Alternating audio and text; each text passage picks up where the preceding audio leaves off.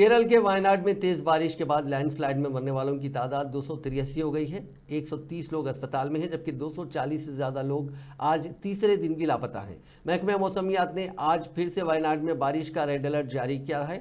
Disaster management team ने फिर से कुछ जगहों पर लैंडस्लाइडिंग का खतरा जताया है। वहीं आर्मी के general commander officer major general VT Matthew ने कहा कि रेस्क्यू ऑपरेशन पूरा हो चुका है, अब हम सिर्फ लाशों को खोजने का काम कर रहे हैं।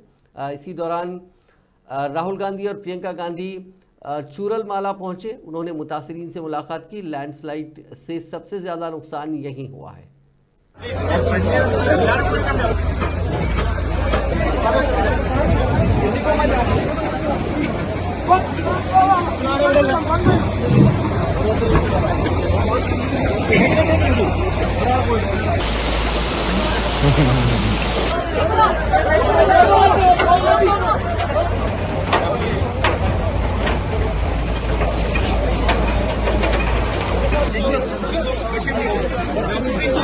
कहाँ जा रहे हो?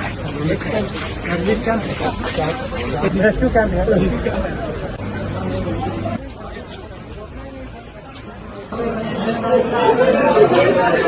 चलो भी हो गया, मर गए, बच नहीं सकते, कोई चांस नहीं।